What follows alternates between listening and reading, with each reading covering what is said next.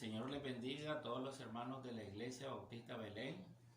Les saludamos en nombre de la familia Bolaño Sánchez.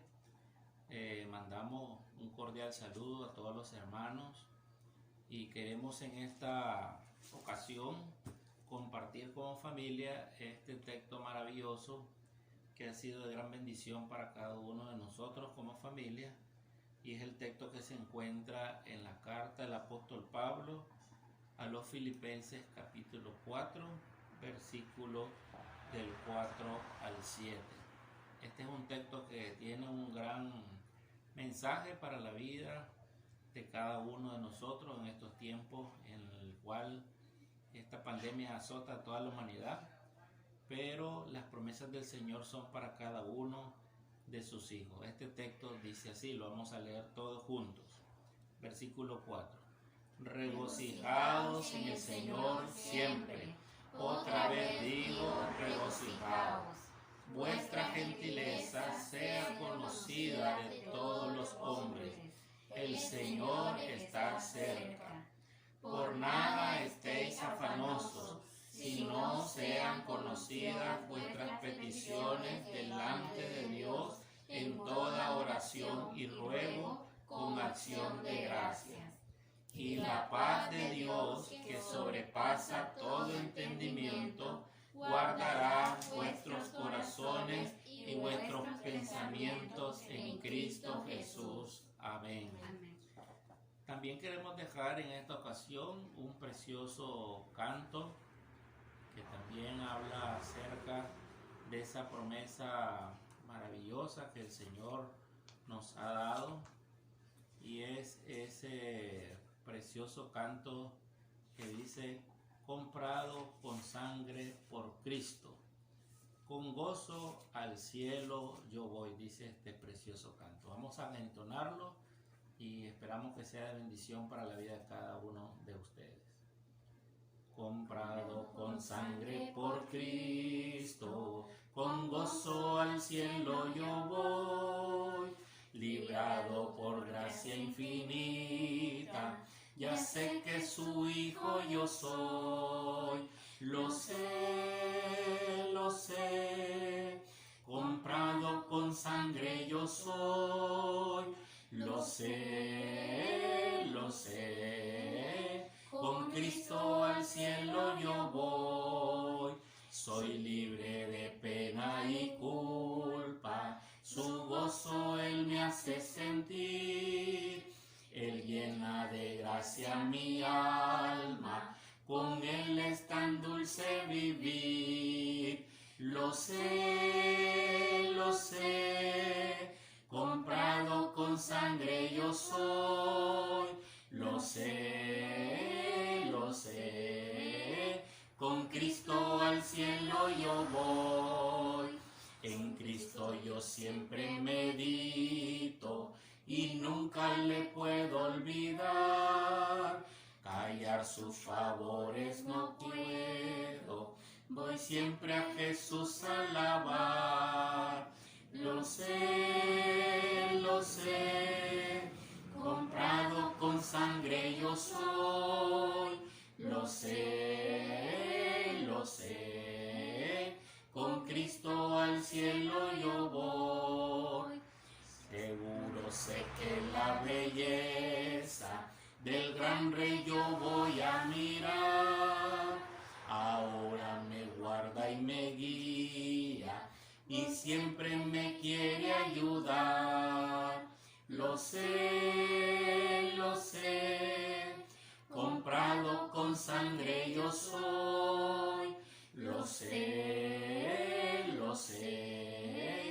con Cristo al cielo yo voy. Yo sé que me espera corona, la cual a los fieles dará. Jesús Salvador en el cielo, mi alma con Él estará. Lo sé, comprado con sangre yo soy. Lo sé, con Cristo al cielo yo voy.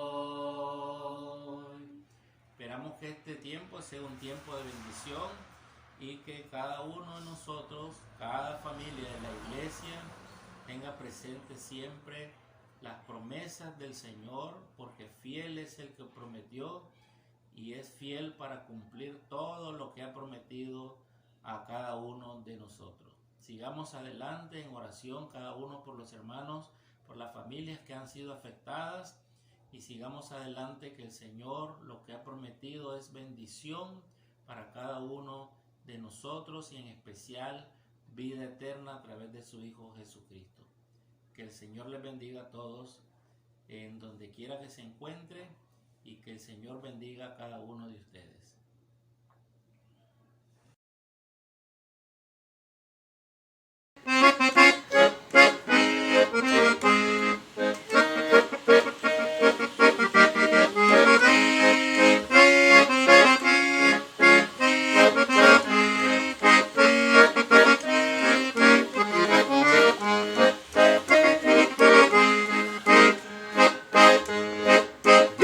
Vislumbra un día nuevo, día de gran ansiedad, cuando un pueblo redimido con Jesús al cielo irá. Cristo viene ya, viene con poder, arrebatará al que espera en él y nos llevará al cielo más allá, donde gozo siempre habrá.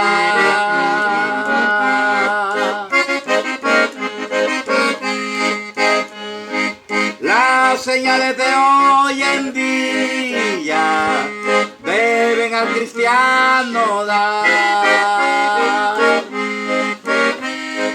una esperanza nueva, gozo en adversidad. Cristo viene ya, viene con poder, arrebatará al que espera en él y nos llevará al cielo más allá, donde gozo siempre habrá.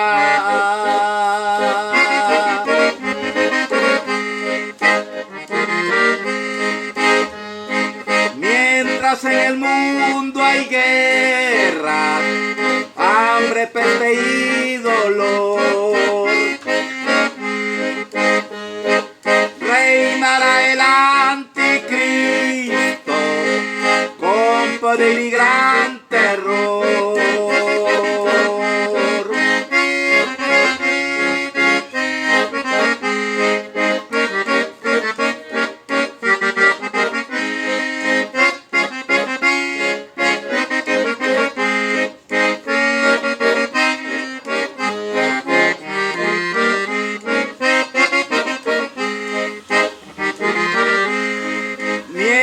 En el mundo hay guerras, hambre, peste y dolor,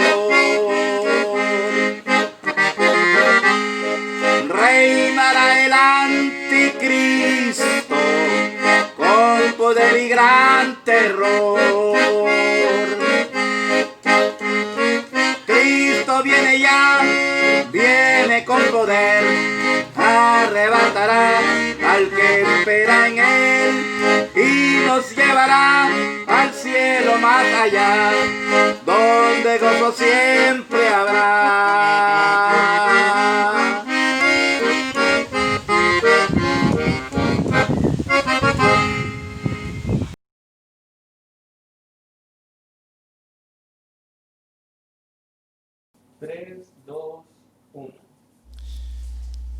Buenos días, hermanos y hermanas, que el Señor nos bendiga en esta mañana de domingo. Damos honra y gloria al Señor una vez más, porque estamos llevando este tiempo de enseñanza de la escuela dominical. Estamos compartiendo nuevamente la palabra de Dios. Damos gracias a Dios por todos los hermanos que están conectados el día de hoy y que están dando seguimiento, ¿verdad?, al estudio de la palabra del Señor. Y bueno, queremos también enviar un mensaje de consuelo a la familia Alvear Alegría, ¿verdad?, por la partida de esta tierra de nuestra hermana Olga Alegría. Y bueno, darle un abrazo, ¿verdad?, a nuestro hermano Abraham, a nuestro hermano Juan Alvear y el resto de la familia, ¿verdad?, y decirles que como hermanos en Cristo estamos también sintiendo, ¿verdad?, la partida de nuestra hermana, y decirles también que ella ya está con el Señor, porque esa es la promesa de Dios para sus hijos, y poder consolarnos en esas promesas que nosotros conocemos de la Biblia. Sabemos que no es fácil, sabemos que es un tiempo difícil, pero podemos confiar en que un día vamos a estar reunidos todos juntos cuando el Señor venga nuevamente, ¿verdad?, y venga por su iglesia, por la iglesia verdadera. Así que, hermanos, un abrazo en la distancia, pero estamos juntos en el Espíritu. Y bueno, hermanos y hermanas, vamos a comenzar un nuevo estudio de la palabra de Dios.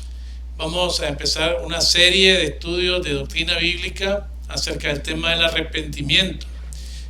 Acabamos de finalizar el tema de argumentos que tenemos los creyentes para que la iglesia no tengamos seguridad de que no va a pasar la gran tribulación. Tuvimos un estudio por 3 domingos y ahora pues vamos a empezar este estudio del arrepentimiento. Y quiero decirles, hermanos, que lo empezamos en la escuela dominical cuando nosotros estuvimos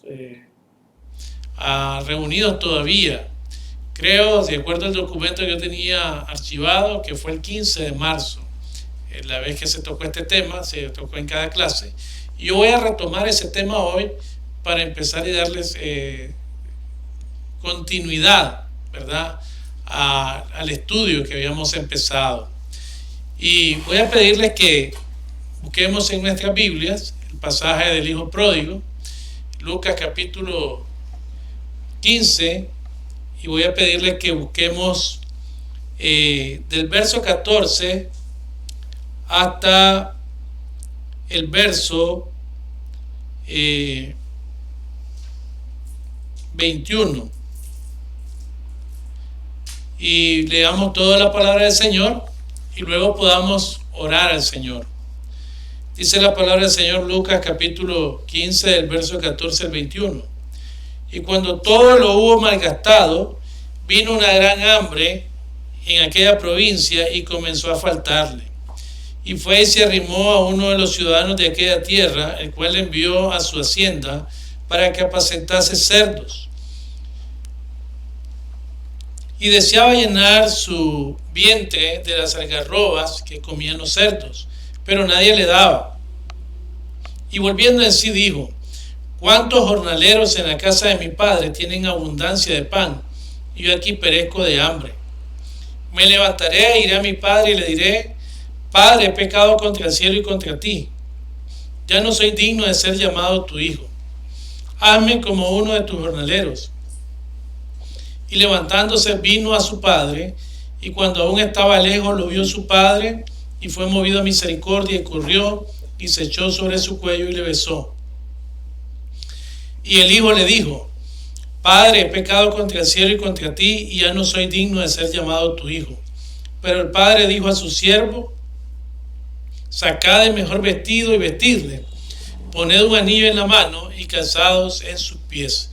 Damos gloria al Señor por su palabra y vamos a orar. Le voy a pedir que ahí donde está usted, por favor, inclinen su rostro para que oremos al Señor. Padre, una vez más estamos en tu presencia porque, Señor, es el mejor lugar donde podemos estar. Señor, sabemos que estamos en tiempos difíciles, en tiempos de angustias, en tiempos, Señor, donde no podemos estar reunidos como hermanos, ni tampoco podemos, Señor, darnos un abrazo, darnos la mano, darnos, Señor, ese consuelo que necesitamos cada uno entre nosotros.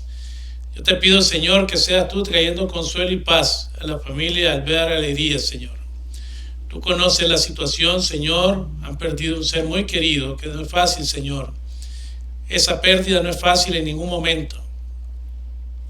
Queremos pedirte, Señor, que seas tú trayendo consuelo, que seas tú trayendo paz, tranquilidad en medio de esa pérdida.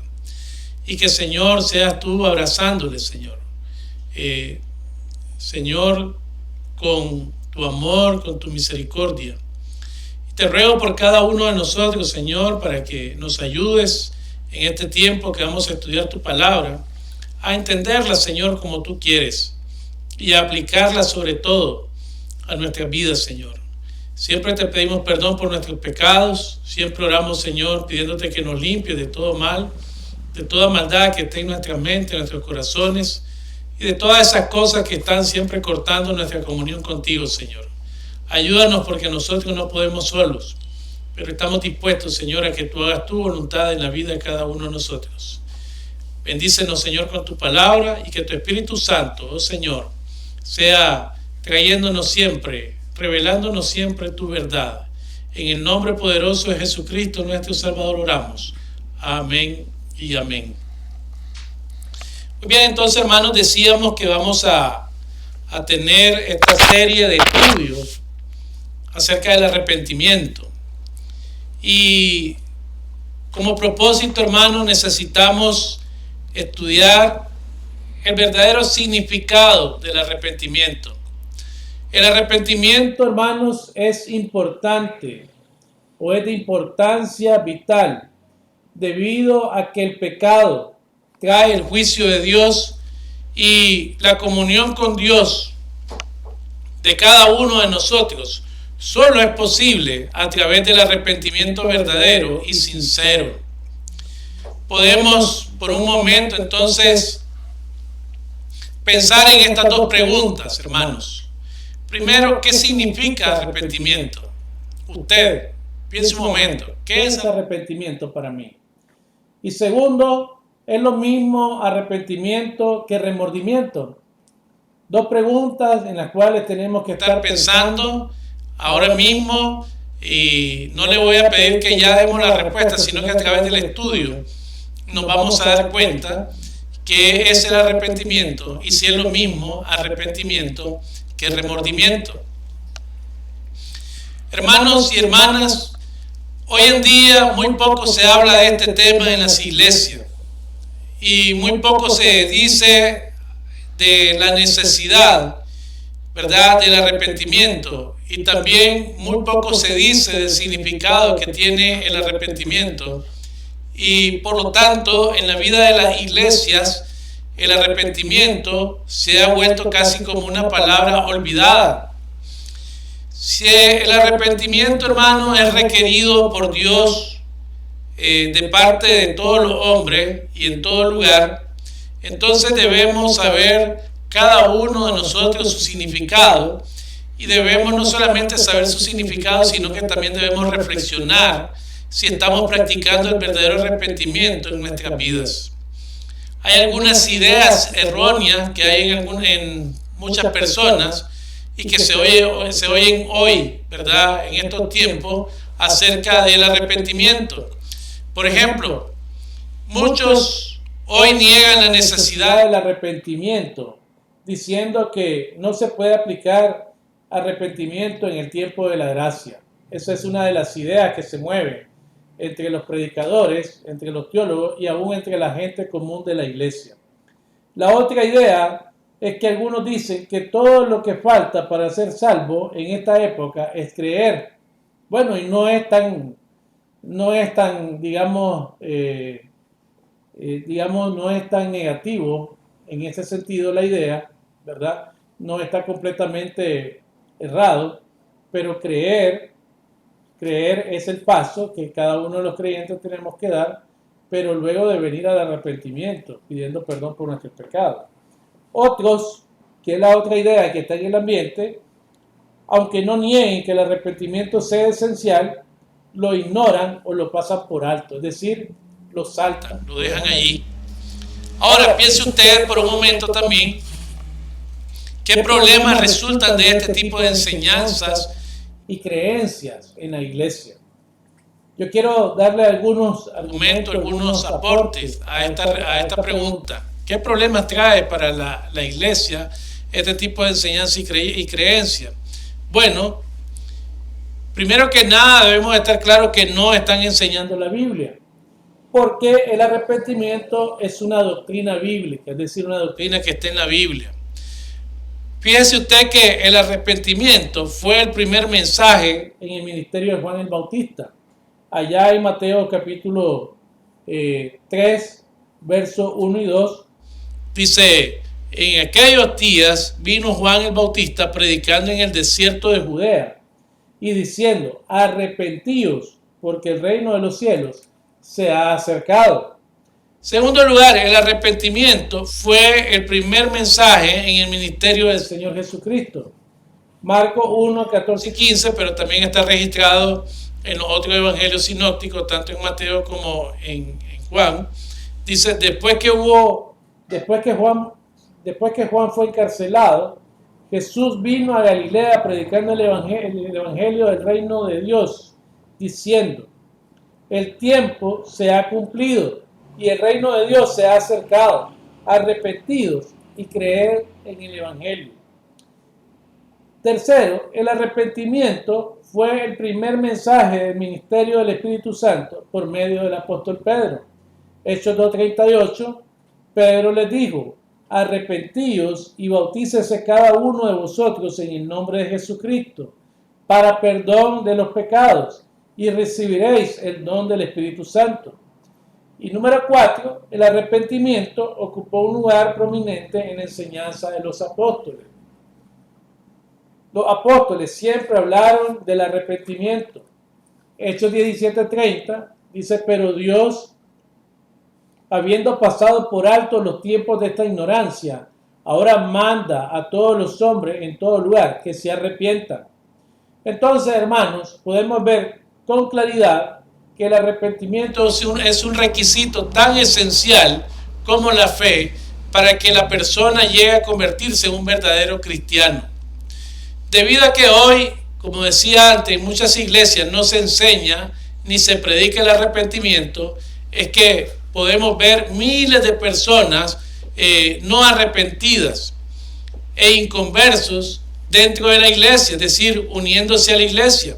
Resultado, mucha gente es cristiana solamente de nombre, es decir, son profesantes, pero no viven la fe cristiana como deberían, porque todavía su vida no ha sido entregada por completo al Señor, es decir, no se han arrepentido de su mala manera de vivir, no se han arrepentido de su pecado, y aunque han dicho que creen en Jesucristo, todavía viven practicando muchas cosas porque no hay arrepentimiento en ellos. Hermanos, los requisitos que el Señor Jesucristo estableció para que los hombres pecadores y las mujeres pecadoras puedan entrar en su reino, básicamente se resumen en dos: arrepentirse y tener fe o creer en Él. Ahora pensemos, ya sabiendo que el arrepentimiento es tan importante y que la salvación está resumida en arrepentimiento más fe o creer en el Señor, entonces pensemos por un momento, ¿cuál es el verdadero significado de arrepentimiento? Vamos a ver, de acuerdo, ¿verdad?, a los estudios teológicos, qué significa arrepentimiento. Y vamos a empezar con un significado etimológico, es decir, su origen, de dónde se origina esta palabra. Entonces, arrepentimiento viene del hebreo naham, de ahí viene. Generalmente, naham significa sentir pesar o sentir disgusto, estar triste, consolarse. También naham es arrepentirse. Y hay otro vocablo que quiero que lo tengan en mente. Ya hablamos del vocablo hebreo naham, pero hablamos ahora de shub o shab. Es volverse, es retornar. Los dos términos se usan en el Antiguo Testamento para referirse al arrepentimiento, aunque tienen usos distintos. Ahora, en el griego tenemos el vocablo metanoia, que es cambiar de opinión, cambiar de mente o cambiar de dirección, arrepentirse, convertirse. Y también metanoia, que es un cambio de mente, dirección, arrepentimiento y conversión.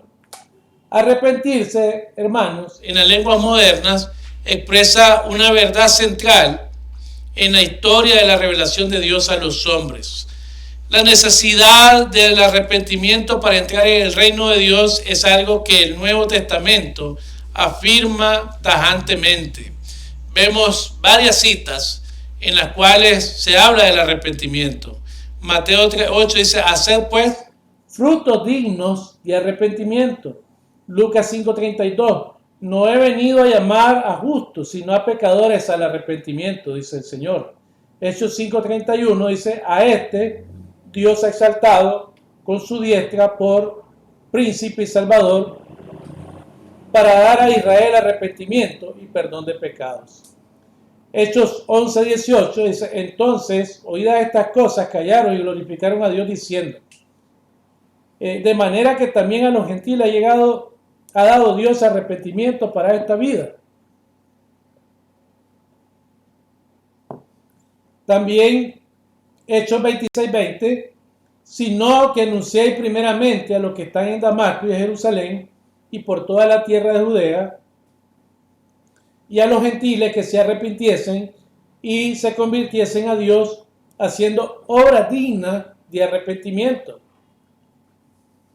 Pablo, hablando a los romanos, en Romanos 2:4 dice: o menospreciáis las riquezas de su benignidad, paciencia y longanimidad, ignorando que su benignidad te guía al arrepentimiento.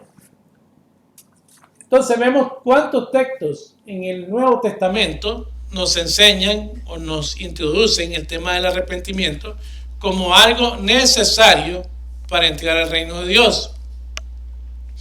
Ahora, en el Antiguo Testamento, como decíamos, el verbo arrepentirse es naham. Y yo quiero que pongan mucha atención a esto porque es importante establecer esto, esta diferencia.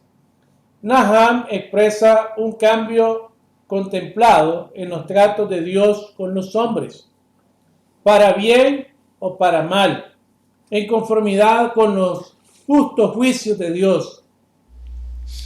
Primero de Samuel, por ejemplo, el primer libro de Samuel, capítulo 15, verso 11, dice: me pesa haber puesto por rey a Saúl, porque se ha vuelto de en pos de mí y no ha cumplido mis palabras. Y se apesadumbró Samuel y clamó a Jehová toda aquella noche. Luego en el verso 35, también en primer libro de Samuel 15, y nunca después vio Samuel a Saúl en toda su vida. Y Samuel lloraba a Saúl, y Jehová se arrepentía de haber puesto a Saúl por rey sobre la tierra, sobre Israel, perdón. Jonás, capítulo 3, versos 9 y 10 dice: ¿quién sabe si se volverá y se arrepentirá Dios? Y se apartará del ardor de su ira, y no pereceremos. Y vio Dios lo que hicieron, que se convirtieron de su mal camino, y se arrepintió del mal que había dicho que le haría, y no lo hizo. Naham, hermanos, aparece unas 35 veces. Algunos establecen 40, pero lo más próximo es 35, en todo lo que es el Antiguo Testamento.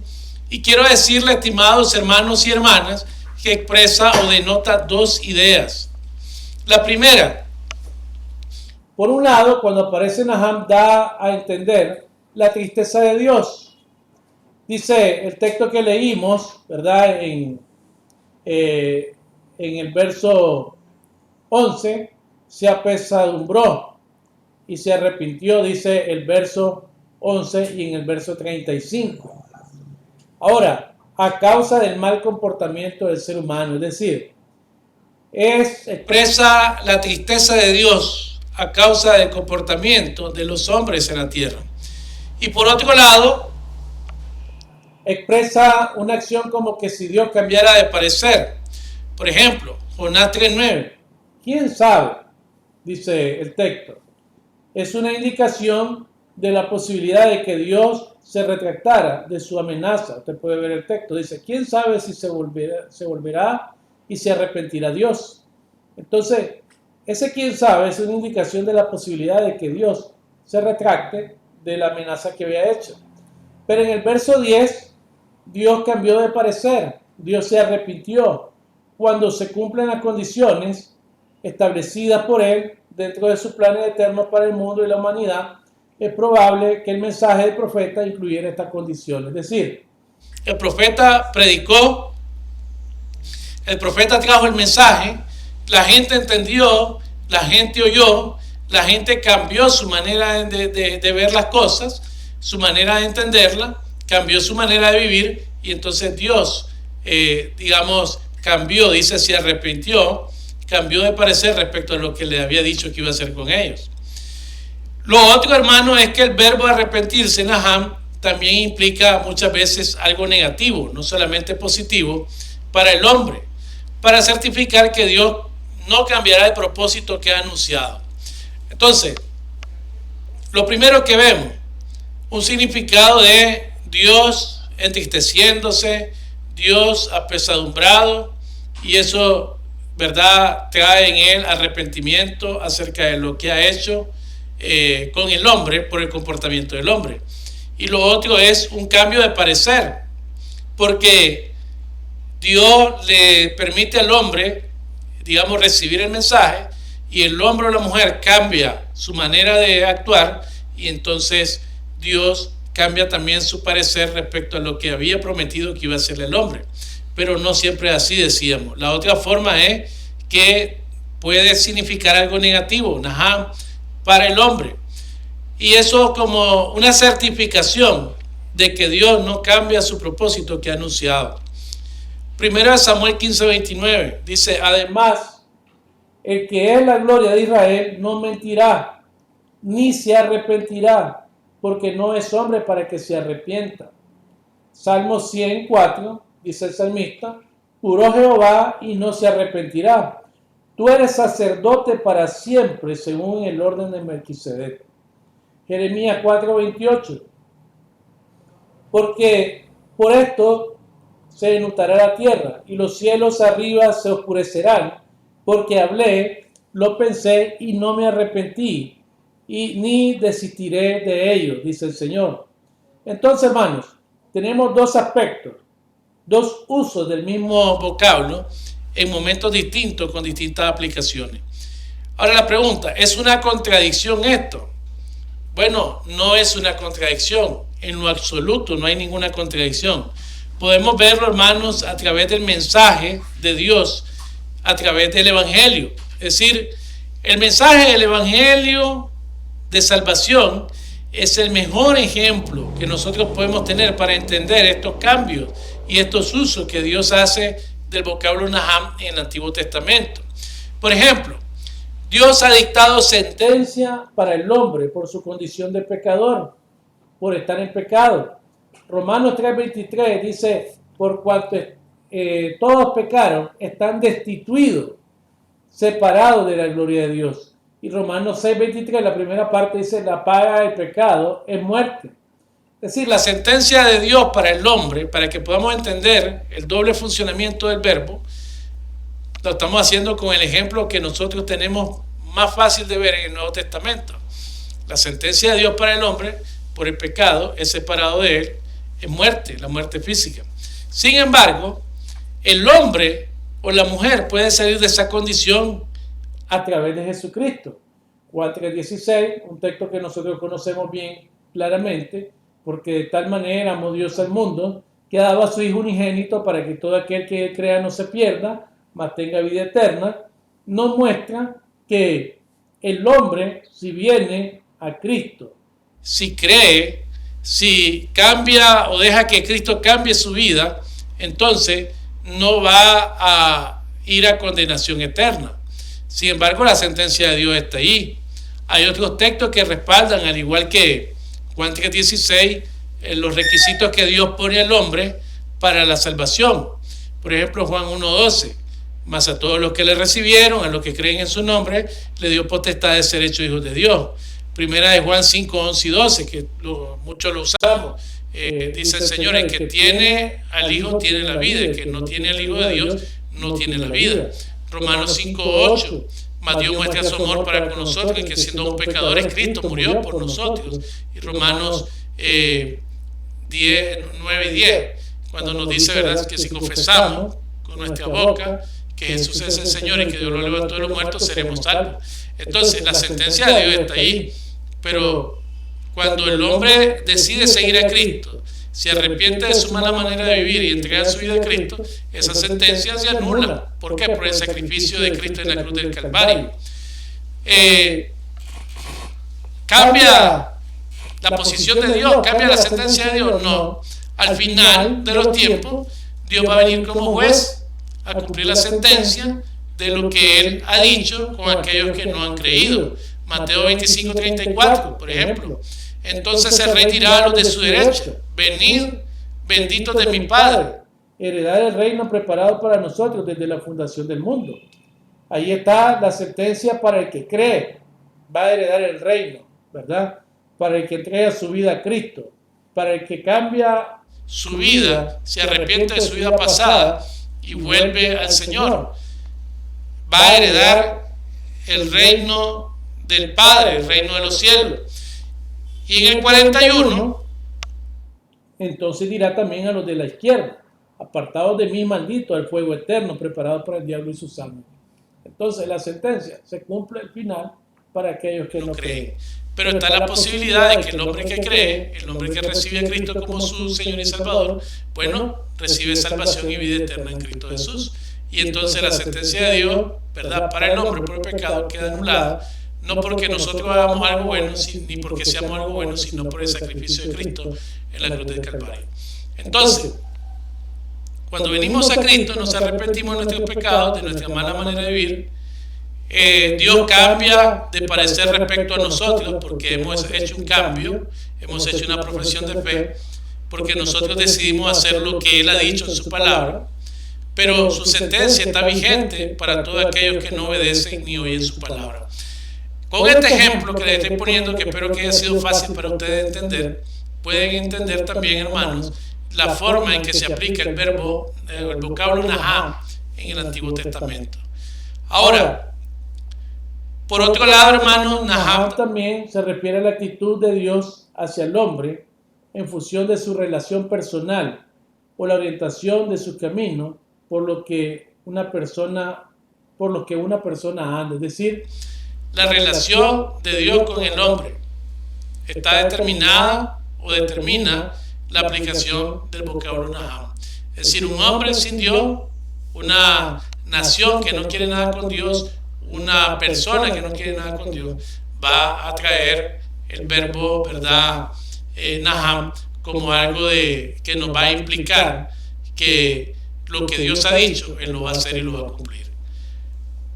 Pero una relación con Dios que muestra un cambio de vida, que muestra un cambio de actitud, que muestra que es un hombre nuevo, una mujer nueva, entonces nos va a enseñar que Dios ha cambiado de parecer respecto a esa persona porque Cristo ya pagó en la cruz del Calvario por él. Pero además, alguien podría estar pensando en el texto de Números 13:19. ¿Cómo entendemos a la luz de lo que hemos dicho el texto de Número 23:19? Perdón. Dice: Dios no es hombre para que mienta, ni hijo de hombre para que se arrepienta. Él dijo y no hará, habló y no ejecutará. Tiene un poquito de relación, ¿verdad?, con el texto que habíamos también dicho anteriormente acerca del comportamiento de Dios, 1 Samuel 15:29. Además, el que es la gloria de Israel no mentirá ni se arrepentirá, porque no es hombre para que se arrepienta. Entonces, alguien puede estar diciendo: ¿cómo es entonces esto de que Dios puede cambiar de parecer si aquí dice que Dios no es hombre ni hijo de hombre para arrepentirse? Bueno, debemos entender, hermano, que en estos textos, principalmente en Números 23:19, se usa el otro vocablo, no se usa naham, se usa chu, y este indica un sentido de volverse, un sentido de retornar de un mal camino o un camino pecaminoso. Sub aparece más de 1056 veces en el texto original del Antiguo Testamento. Recuerden, Nahab 35, máximo 40. Sub aparece 1056. Por otro lado, número 23:19. En este texto, el término arrepentirse quiere decirnos que Dios no puede volverse de algún camino pecaminoso, dado que Dios siempre ha sido santo y nunca ha pecado. Es decir, que aquí no estamos hablando del término de Dios de arrepentimiento como algo que Dios puede hacer como lo hacemos nosotros, que hacemos una acción y después decimos, estoy arrepentido de lo que hice, no lo hubiera hecho. ¿Ya? Si Dios se arrepiente es porque va a cambiar de parecer, porque el hombre ha cambiado su forma de actuar. Pero lo que Dios tiene establecido, Él lo mantiene siempre que el hombre no obedezca lo que está en su palabra. Entonces el término aquí no es hombre, no es hijo de hombre para que se arrepienta. Y dice el texto enteramente, dice, Dios no es hombre para que mienta, ni hijo de hombre para que se arrepienta. Se refiere al hecho de que Dios no va a cambiar, oiga bien, no puede volverse de algún camino pecaminoso, sino que Él permanece siendo santo porque Él ha sido santo siempre y nunca ha pecado. Mientras que si lo aplicamos al hombre, el hombre puede ir por el camino torcido y como es malo, somos malos por naturaleza. Entonces cuando venimos y recibimos el Evangelio de salvación, cuando recibimos el Evangelio de Jesucristo, sí podemos cambiar, podemos decidir dejar de pecar y ahora volvernos a Dios. Entonces, eso por la naturaleza humana, pero Dios no tiene esa naturaleza. En otras palabras, el texto nos está diciendo que Dios no es como los hombres. Dios no está en pecado, Dios no comete pecado, por lo tanto Dios no necesita volverse. Ahora, en otras palabras también, Dios como deidad perfecta no cambia en su naturaleza esencial. Malaquías 3:6 dice, porque yo Jehová no cambio. Por eso, hijos de Jacob, no habéis sido consumidos. Es decir, lo que Él es, lo que Él ha sido y seguirá siendo, eso no cambia. Él mantiene su naturaleza. Dios ahorita se mantiene todavía como Dios de amor, como el Dios que justifica a través del sacrificio de Cristo. Únicamente va a cambiar cuando venga nuevamente el Señor Jesucristo, en la persona de Él, ¿verdad? El Señor Jesucristo a la tierra, y Él no va a venir como amor, sino como juez. Ahora, Hebreos 13:8, Jesucristo es el mismo ayer, hoy y por los siglos. El mismo Jesucristo que estuvo aquí en la tierra va a ser el mismo. Era el mismo que estaba en el cielo antes. Es el mismo que está en el cielo ahora. Es el mismo que vendrá por los siglos de los siglos. Lo único que podemos cambiar nuestra naturaleza somos los hombres. Ahora, en el Nuevo Testamento, la palabra griega, traducida como arrepentimiento, decíamos, es metanoia. Y además con sus formas verbales, metanoeo y metamelomai. Tres formas, de las cuales metanoeo es arrepentirse y quiere decir literalmente cambiar de mente o modo de pensar o de propósito. Es decir, un cambio moral radical en el modo de creer y en el modo de actuar, y siempre se refiere a apartarse del pecado. Por otro lado, la palabra metanoia, arrepentirse, sencillamente quiere decir un cambio de mente. Se usa para arrepentimiento del pecado o maldad. Entonces, metanoeo es arrepentimiento, es decir, decido apartarme del pecado. Metanoia también es arrepentimiento, pero es un cambio de rumbo por completo, apartarme por completo del pecado o maldad. Y por otro lado, metamelomai, que significa un pesar del corazón. Es utilizado, por ejemplo, en segunda carta a los Corintios 7:8 y en el Evangelio de Mateo 21:29. Segunda carta a los Corintios 7:8 dice, porque aunque os contristé con la carta, no me pesa, porque entonces lo lamenté, porque veo que aquella carta, aunque por algún tiempo, os contristó. Entonces, allí aparece el vocablo Griego, metamelomai, como pesar del corazón al hablar de contristar. Y en Mateo 21:29, respondiendo él dijo, no quiero, pero después arrepentido fue. Bueno, un poquito de contexto cuando se habla de los dos hijos, uno es que el padre le dice que haga una tarea, en el momento que es este que estaba mencionando aquí, dice no quiere, pero después lo piensa bien, se arrepiente en su corazón, siente pesar en su corazón y va y hace la tarea. Y aquel que le dijo al padre, sí, yo voy a ir, en realidad no fue nunca. Ahora, quiero decirle, hermano, que metanoia aparece 22 veces en el Nuevo Testamento, a menudo relacionado siempre con la salvación. Recuerde que su significado es cambiar de mente, es decir, cambiar la mentalidad en relación al pecado o la maldad.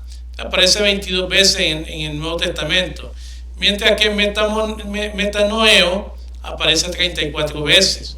Recuerde que su significado es cambiar de modo de pensar o de propósito. Ahora podemos ver entonces que de acuerdo a estos tres vocablos, metanoeo, ¿verdad? Metanoia y metamenomai, el arrepentimiento genuino o verdadero implica o involucra tanto la mente como las emociones y la voluntad. Es decir, están involucradas.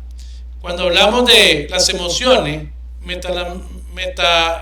metamelomai, recuerden que significa un pesar del corazón, estamos hablando de emociones. Cuando hablamos de la mente, ¿verdad? Estamos hablando de metanoia, que es un cambio de la mente. Y cuando hablamos de la voluntad, estamos hablando de metanoeo, que significa un cambio de modo o de propósito, es decir, un cambio de voluntad. Ahora, podemos entonces entender que el arrepentimiento verdadero, y esa es la segunda parte del primer punto que vamos a ver, es que implica mente, implica las emociones, implica la voluntad, una suma. Mente más emociones más voluntad. Lo primero, cuando una persona con su mente dice, soy pecador, soy culpable, he pecado contra Dios y merezco su ira, ahí está entrando la mente en juego. Por ejemplo, Salmo 51:4 dice, contra ti solo he pecado y he hecho lo malo delante de tus ojos, para que seas reconocido justo en tu palabra y teniendo por puro en tu juicio. Hay otros textos que tienen más o menos la misma aplicación, por ejemplo el Salmo 51, los versículos, ya leímos el 4, el versículo 3, y también Lucas 13, 2 al 5. Entonces, contra ti solo el pecado, dice el salmista. Es un reconocimiento en la mente. Y estamos hablando de la primera parte del verdadero arrepentimiento. Ahora, cuando en su corazón hay un pesar genuino por ese pecado, es la segunda, actitud, la segunda condición de un verdadero arrepentimiento.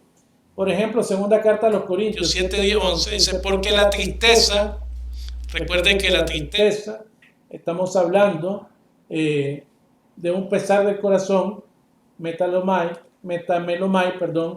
entonces porque la tristeza que según Dios produce arrepentimiento para salvación, de que no hay que arrepentirse.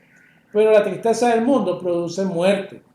Porque he aquí esto mismo de que hayáis sido contristados según Dios. ¿Qué solicitud produjo en vosotros? ¿Qué defensa? ¿Qué indignación? ¿Qué temor? ¿Qué ardiente afecto? ¿Qué celo? ¿Y qué vindicación? En todo os habéis mostrado limpios en el asunto. Hay otra cita que tiene la misma aplicación, por ejemplo, Hechos 3:19. Lucas 10:13 también tienen una misma aplicación hacia un cambio, un arrepentimiento en el corazón. Y la tercera que estábamos hablando, la voluntad, es cuando la voluntad se aparta, cuando la persona con su voluntad se aparta del pecado, abandona los ídolos, deposita su plena confianza en el Evangelio de Cristo y determina servir al Señor. Un ejemplo de esto, Marcos 1:15, dice, cuando Jesús venía ahí, el tiempo se ha cumplido y el reino de Dios se ha acercado. Arrepentidos y creed en el Evangelio. Otros textos que pueden usarse, ¿verdad?, para un cambio de voluntad, porque aquí estamos hablando de arrepentirse y creer en el Evangelio es cambiar tu manera de pensar, tu voluntad en este momento y creer en el Evangelio.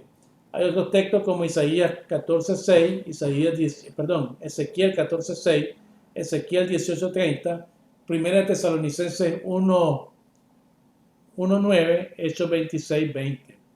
Ahora, la mejor ilustración de estos pasajes se encuentra en la historia del hijo pródigo. Lucas capítulo 15, versos del 11 al 24. Al inicio tuvimos la lectura en los versos del 14 al 22, pero toda la historia del hijo pródigo está en los versos del 11 al 24. Usted puede ver, hermano y hermano, lo que dice, por ejemplo, el verso 17. El verso 17 dice, y volviendo en sí dijo, cuántos jornaleros en casa de mi padre tienen abundancia de pan y yo aquí perezco de hambre. Entonces, ¿qué tenemos primero? La frase volviendo en sí. Aquí, cuando hablamos de volver en sí, estamos hablando de un cambio en la mente, es decir, en el intelecto. Este hombre, al estar en la condición de apacentar cerdos, de estar cuidando los cerdos e inclusive de querer comer la comida de los cerdos, como decimos popularmente, al estar en el chiquero, y ya sabemos lo que en el lenguaje nicaragüense significa chiquero, aquel lugar sucio, terrible, lleno de lodo, lleno de excremento y lleno de comida también, ¿verdad? Que está donde están los cerdos. Entonces el hombre, al verse así en esa condición, dice, fue afectada su mente, volvió en sí, cambió su mente y se dio cuenta que estaba equivocado, ¿ya? Y él pensó, ¿cuántos jornaleros en la casa de mi padre tienen comida, están bien, podríamos decir, parafraseando el texto, y yo estoy aquí? Se da cuenta, un cambio de mente. En la psicología, ese volver en sí, aunque ellos no lo usan desde la perspectiva bíblica, muchas veces tienen que ver con aquella frase que dice que la persona toca fondo. Cuando la persona toca fondo se da cuenta de la condición en que está. Y entonces hasta en ese momento acepta o busca ayuda. Entonces el hombre se dio cuenta que estaba equivocado. Fue afectada la mente. Luego, en el verso 18, usted puede ver, dice, me levantaré e iré a mi padre y le diré, Padre, he pecado contra el cielo y contra ti. Entonces, la segunda cosa que vemos aquí es que en el verso 18, el hombre, vemos la voluntad de él. Bueno, me salté un poco. ¿Verdad? Estábamos hablando de volviendo en sí, en el verso 17, que es un cambio de mente. Pero luego vemos que él está, ¿verdad?, también sintiendo que estaba, digamos, pasando por hambre. Y por otro lado, él dice, bueno, voy a ir a mi padre, dice en el verso 19. Vamos a ver el verso 19.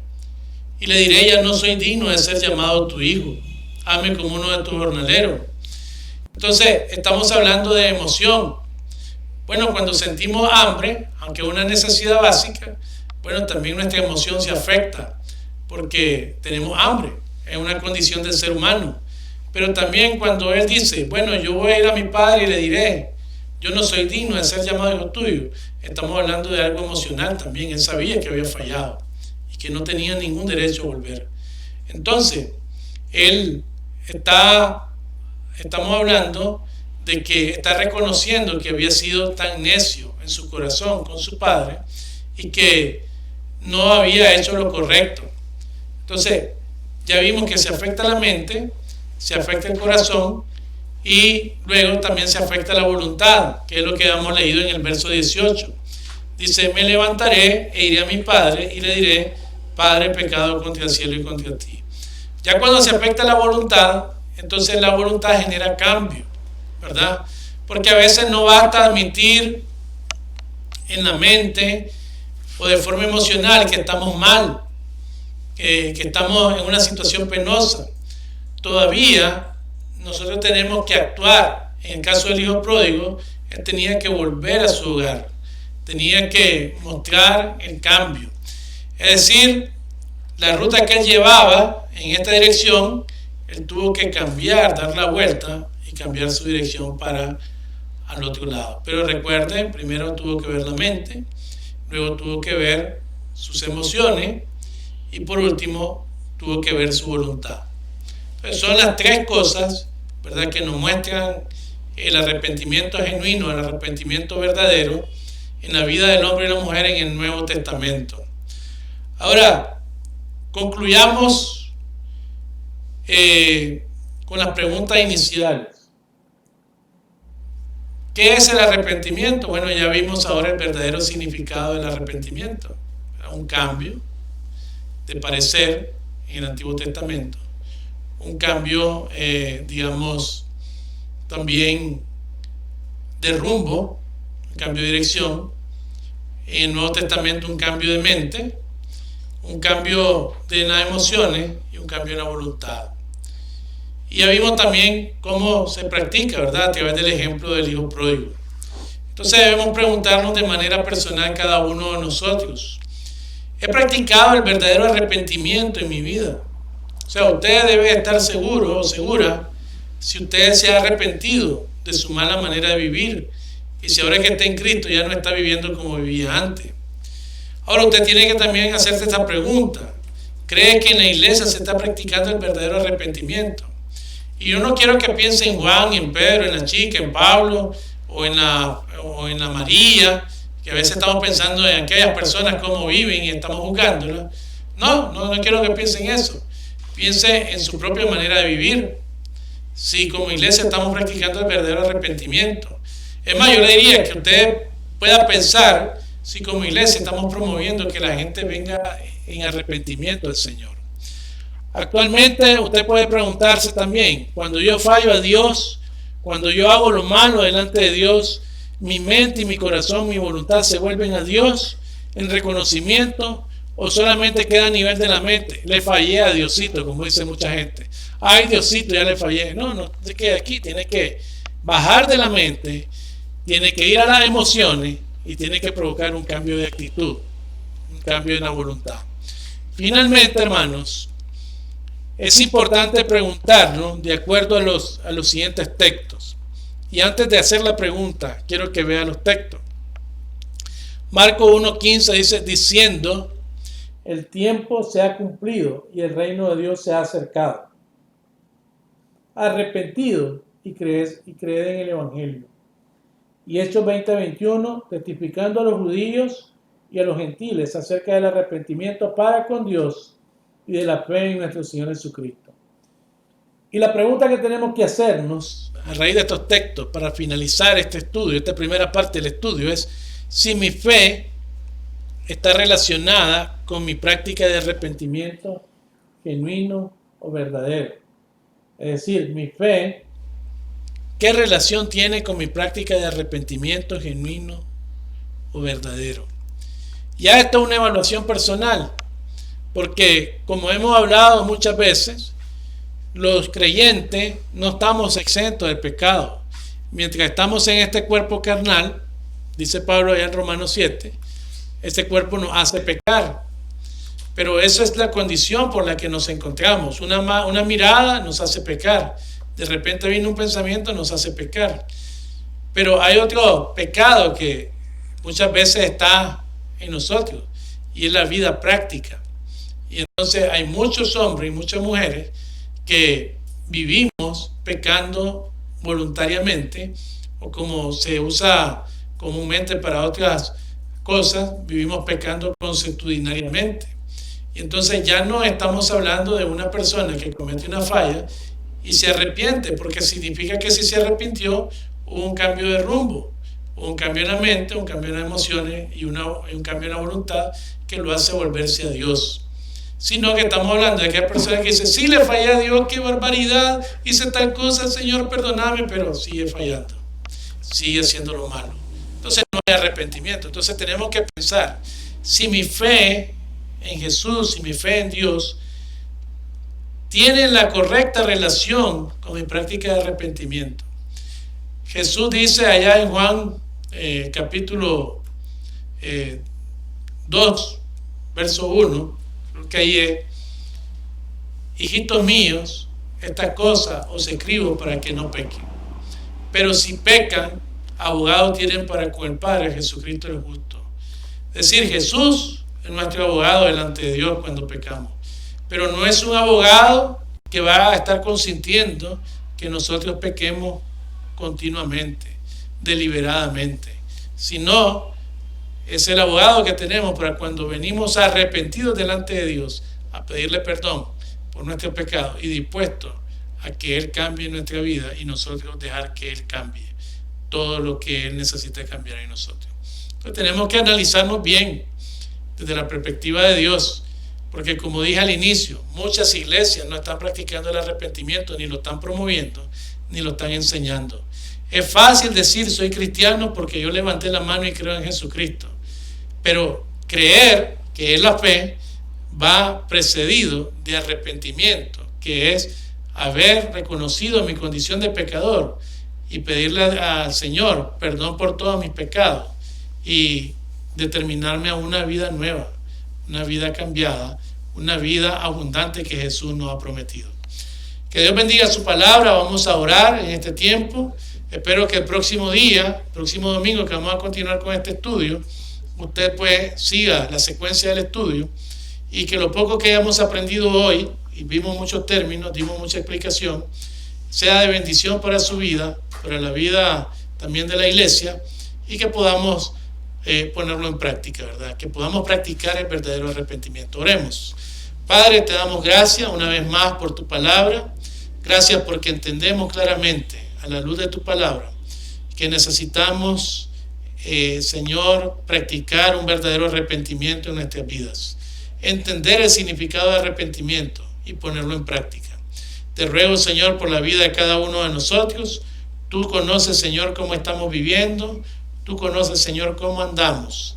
Y entonces, Señor, podemos, Señor, ir delante de ti con un corazón contrito, humillado, con una mente dispuesta a cambiar, con las emociones correctas, Señor, puestas delante de ti, un corazón que entiende, Señor, que te ha fallado y que no puede estar gozoso porque te ha fallado, Señor, pero también con una voluntad dispuesta, oh Señor, a hacer los cambios necesarios para hacer tu voluntad y no la nuestra en nuestra vida espiritual.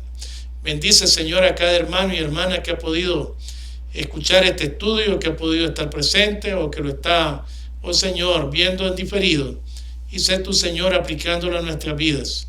Que tu palabra, Señor, no vuelva vacía, sino, Señor, que sea aplicado en nuestra mente y en nuestros corazones.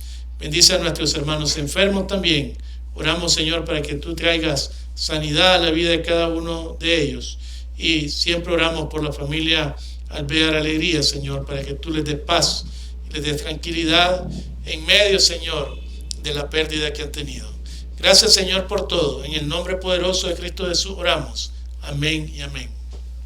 Que Dios nos bendiga, hermanos. Será hasta las 4 de la tarde donde tengamos el mensaje evangelístico el día de hoy, y el próximo martes a las 6:45, jueves a las 6:45 y el próximo domingo a las 10 de la mañana nuevamente con otro estudio de la palabra de Dios. Que Dios nos bendiga, hermanos.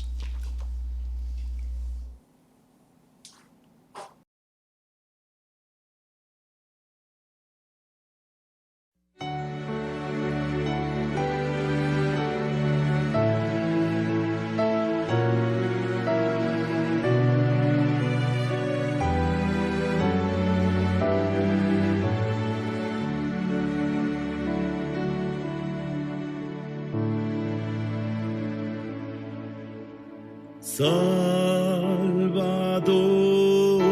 a ti me rindo, obedezco solo a ti.